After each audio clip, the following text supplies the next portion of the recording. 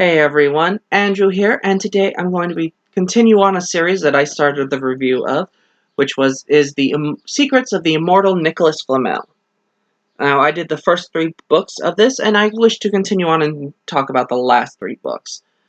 Today I'm going to focus on just this first 4th book. I originally planned to do a review of each and every single book as I finished them, and then fuse it all together to make one long video, but due to unforeseeable circumstances, those videos are either lost or unusable.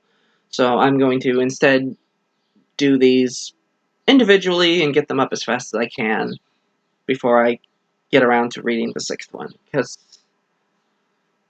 I have some stuff to talk about. There's some interesting things in these, especially the choices that they make. So I'm going to be talking about the 4th book today, which is called The Necromancer. Spoiler warnings ahead, as it is the 4th book in a series. I will be talking about the first 3 and a little bit about what may happen later. So, at the beginning, where we left off at the end of book 3 is Josh, Nicholas, and Sophie have made it back to San Francisco and reunited with Flamel's wife, Purnell. And John Dee has failed his masters for the last time and has been put on the Elder Gods hit list, so every magical being that falls under them will be hunting him down. During all this as well, Joan of Arc and Scatty tried to get to San Francisco to help Purnell. Unfortunately, they found themselves flung backwards in time to the caveman era. Machiavelli and Billy the Kid have found themselves trapped on Alcatraz Island. And that's sort of where we left off. So the Flamels have decided that they're going to go back to the bookshop that they owned and gather some supplies and try to figure out what to go next. Josh and Sophie decide to return to their Aunt Agnes's house and try to get on with their lives to a certain extent. As they get to Aunt Agnes's house, they are greeted by a very long black limo, and out steps a familiar figure, and they're like, "Oh, Scatty, you're here, yay!" And she's like, "I'm not Scatty. I am her twin sister, Aofi. What has happened to my sister? I felt my sister's spirit leave this world. Where is she? What happened?" And Josh and Sophie have no idea. They weren't involved with the time travel thing. They don't know what happened with them. So, and they tell her as much. And Aofi's like, "I don't believe you." And so she takes Sophie and basically kidnaps her and drives away, leaving Josh to go seek help from the people he distrusts the most, the Flamels. Yeah. Even though the Flamels have done nothing to him, Josh never trusts them. Anyway, John Dee has been put on the run, but at this point has his hands on all 4 of the mystical swords, including Excalibur, Clarence, and 2 others that I forget the name of, but they're all powerful swords of history. His Excalibur and Clarence fuse together to make this one powerful sword for some reason. It doesn't happen with the others, it doesn't really explain it, but John Dee starts to have a plan of a way that he can free himself from the wrath of his elders and gain control of the earth. So he enlists the help of a female magician by the name of Virginia Dare, who uses her flute to most of the time put people to sleep, but she can also control people and do a lot of weird things with it. And she is known in the universe because she is one of the few immortals that is uncontrolled by anyone, in that she killed her own master. Basically, by tricking him. He was a water god, and she tricked him into going into the middle of the desert, or warping into the middle of the desert, leading to his death. They go on the run, are being hunted down by a bunch of different things, and escape through the ley lines to San Francisco.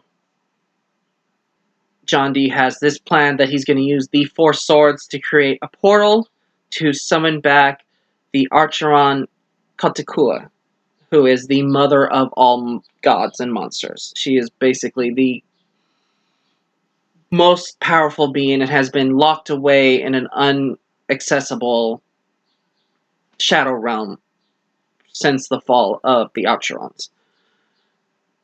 And he's like, I'm going to unleash her, and she's going to be so pissed at all the gods and all the elders that she will go and slaughter them and lead. They will all run to Shadow Realms, and we will close off our Shadow Realm to the rest of the universe, and I will just control the Earth. That's his plan. We also find out that Machiavelli and Billy the Kid have managed to get themselves off of Alcatraz, and they are sent to visit Billy the Kid's elder, who is a lizard monster who basically informs them, it's like, I can kill you at any time. I'm not going to. And he literally just flat out says to Machiavelli, I am only not killing you right now because I owe a debt to your master. It's the only reason you're alive. And Machiavelli and Billy the Kid said, we can still make this up. We can still do the right thing. Let us go and release the monsters. If we release them, then you guys can save the humans and come back in full power as like you want. But Machiavelli's starting to have this thinking process of, I spent 300 years working diligently for my masters, controlling Paris, doing everything they ever asked of me. I make one little mistake, and they are going to kill me and threaten me with this. I don't like this. I do not trust what's going on. And he starts to think that maybe he's on the wrong side of this, and that they've chosen the wrong masters. Which is pretty interesting. It's pretty good. So we also have, basically, during most of the story, Scathy and Joan of Arc are just fighting saber-toothed tigers for the most part. But they figure out that they aren't actually back in time because the stars don't line up like they're supposed to, and everything's a little different than it should be. And they figure out that they are in a very specific shadow realm that it's designed to look like Earth 10,000 years ago. Joan of Arc's husband, Saint-Germain, has teamed up with William Shakespeare and Palamedes. They go seek the help of Lord Tamazu, who is the person who turned Palamedes into an immortal, and he is the god of the forests. He agrees to send them to where Joan of Arc and Scathy are, basically after Saint-Germain threatens to burn down the entire forest, but also because there's a mysterious figure in the realm that they can sense that everyone thought was dead. Joan of Arc and Scathy reunite with Shakespeare and Palamedes and Saint-Germain, and they run into a hooded figure with a silver hook hand, and tells them that he's been waiting for them, that there is a mission that they must do. They must travel through all the Shadow Realms back into the past to the fall of Danis Talis, which was the Elder God's homeworld. It's basically Atlantis, and they have to prevent the fall of it. And they agree and step in, and that's the last we hear of them for this book. So Josh has gone to the Flamels, got them to agree. They go and visit Scathy, and they tell her that we don't know what happened. We believe that she is somewhere in the past, because they don't know any more than they did before. And they're realizing, that John Dee has come back, that there is these troubles, so they decide that they need to teach Josh a new magical ability. Because at this point, Sophie has air, fire, and water, and Josh just has water. So they're like, okay, we need to teach Josh how to do fire. And it's like, who can do that? It's like, well, we can go to Prometheus. And Aoph's like, alright, I will join you, because Prometheus is my uncle. And he can get in contact with my other uncle, Kronos, and this will help me to rescue Scatty. They travel to visit Prometheus, and upon entering his shadow realm, they are greeted by a bunch of these humanistic figures that are referred to as the First Men. They're a little bit taller, they're a little bit more ape-like, but it's clear that this is where the origins of humanity come from. And Sophie, because she has the memories of the Witch of the Waste, who turns out to be Prometheus's sister, she remembers how this happened, and basically that Prometheus and the Witch of the Waste traveled to this ancient kingdom that was even older than the Archerons. It was one of the oldest places on Earth, and found basically thousands of terracotta statues that were humanistic, and they caused Prometheus' aura to flare and spread throughout these waters and brought them to life, creating the first humans. So Prometheus begrudgingly agrees to teach Josh how to use fire. The second Josh learns how to use fire and gets the mastery of it, John Dee invokes the will of the person who awoken Josh to his power, that of Mars. And Mars takes control of Josh's body and makes him travel to where John Dee is. And John Dee tells him, it's like, I know you don't trust the Flamels. I know you know that the things I've been telling you have been true.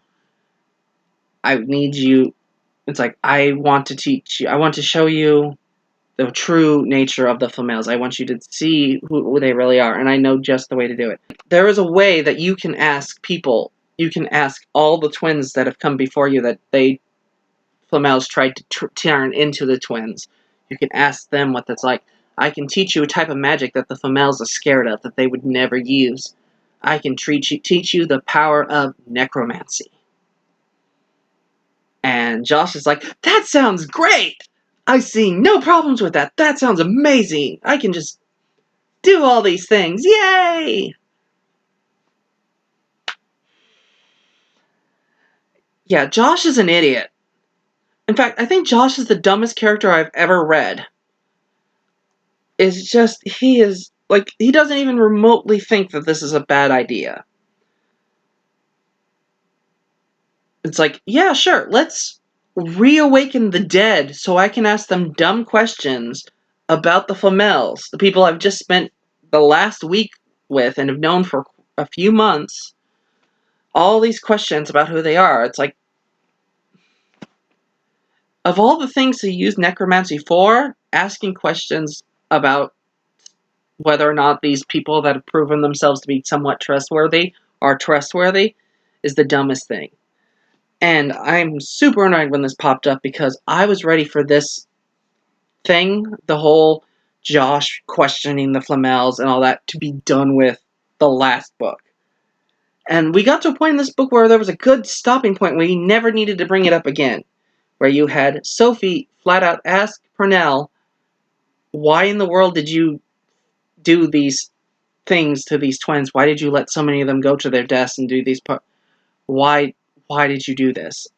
And Purnell gives him a very honest, real answer, which is, what were we supposed to do? We were flat out told that our entire destiny, our entire reason for existing, is to find the twins of legend, train them, and teach them magic, and get them ready to to save the world. And we talked to them. We told them everything up front. We gave them every chance to say yes or to say no. And if they said they didn't want to do it, we walked away. We never forced anyone to do this. And we would have done the same with you two, but unfortunately the situation forced our hand a little and we had to speed up the process. That said, we still gave you the options. We gave you the choice of whether or not to do this. You chose to do that. And you have to ask yourself the question, Sophie, it's like, if you were given the choice again, would you have done this? Would you still have agreed? And Sophie doesn't answer, but that kind of is an answer into itself. And when that happened, I'm like, okay, this is done. We never need to mention the twins or distrusting the Flamels again, because he's literally not shut up about it since he found out about the twins. Josh, every other chapter of Josh is him talking about this. And it's like, ugh. But yeah, no. Nope, that entire thing leading Josh to agree with John Dee is like, I need to know about the Flamels. And Josh agrees, and Josh's like, okay, yeah, sure. And it's like, John Dee's like, you know what, I could teach you normally, or I have a faster method. I want you to summon Catacola, and she can instantly teach you how to do necromancy. And Josh is like, okay, sounds great, because he's a moron.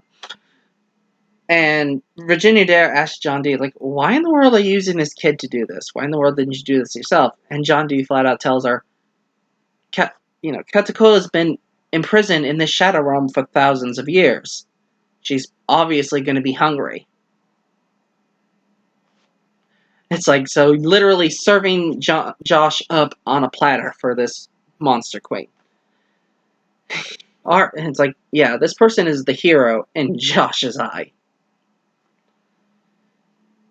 John Dee then casts a glamour over Josh's eye, so when Quetzalcoatl comes out, even though she's a very hideous monster, he sees the most beautiful woman he's ever seen.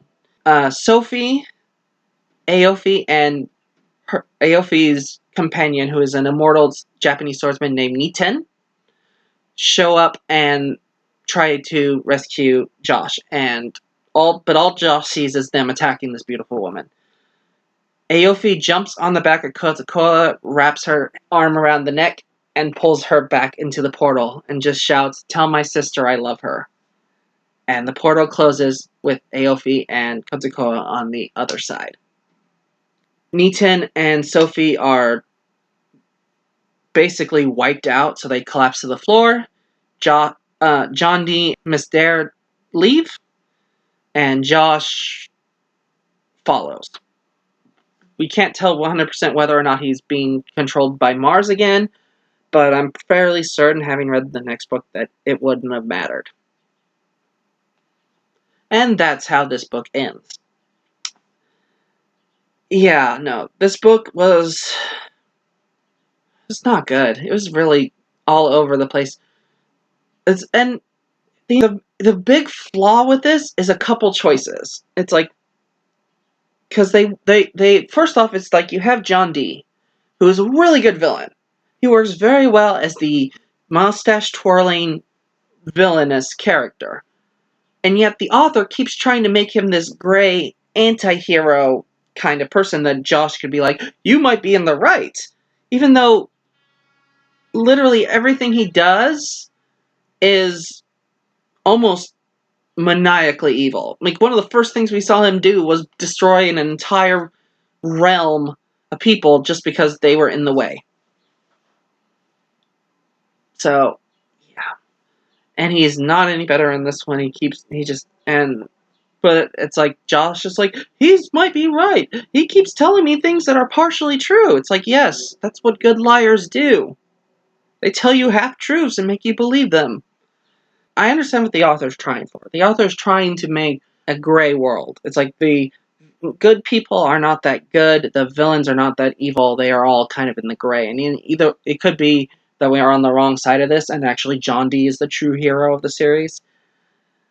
The problem is that John Dee doesn't work that way. Not the way... I'm like, I understand that he has this desire and this goal to save the realm, but he has it entirely for the purpose of controlling the realm. He doesn't want to save Earth because Earth should be saved. He wants to save Earth to control it. He works extremely well as a pure villain. He works really well as this villain who has these somewhat good motivations, but for the most part is completely self-centered and only focused on his own desires. That is how John Dee works, and John Dee works very well at that. But constantly trying to make him into the anti-hero kills the series, kills all life for him. It's like, if the author wanted to make someone the anti-hero, Machiavelli is the better one. Because Machiavelli at least can acknowledge, I might have made a wrong choice here. I might be on the wrong side of things. That's someone who's like thinking about it and, trying to figure out what is the best solution, versus John Dee, who's very one direction motivated, which is, how do I gain control of the world and everything around it. Yeah. Josh is the other horrible thing about this. It's like, Sophie's okay. She's okay as a lead, but Josh is the worst character in this entire book. He drags the series down and beats us over the head with how stupid he is. The fact that he has three main characteristics. First is that he's a coward and runs from everything and is always afraid and always sniveling. The only times he's remotely courageous is is when he has a magical booster that keeps him from being cowardice, like when he was holding Clarent or when he gains the fire ability. And yeah. Second is that he never trusts anybody. He's constantly second guessing people, constantly. Everyone except John Dee. John Dee is the only person in the entire book that he actually trusts 100% from the second he meets him. Even though John Dee tried to kill him multiple times. And the third factor of him is jealousy. He's just jealous of his sister, who has more power than him, builds this up quicker, and he's like, I want to be special too! Give me a break. And it's annoying that these two parts drag down the entire series, because everything else in this is pretty good. Everything going on with Scathy and Joan of Arc is really interesting. That whole having to travel back to the time thing actually has some interesting elements to it. Past thing that we saw with Prometheus, that was really interesting. We got some interesting world development, and I really liked Aofi versus Scathy, who are slightly different in the way they act and react to each other and react to situations. It's an interesting dynamic.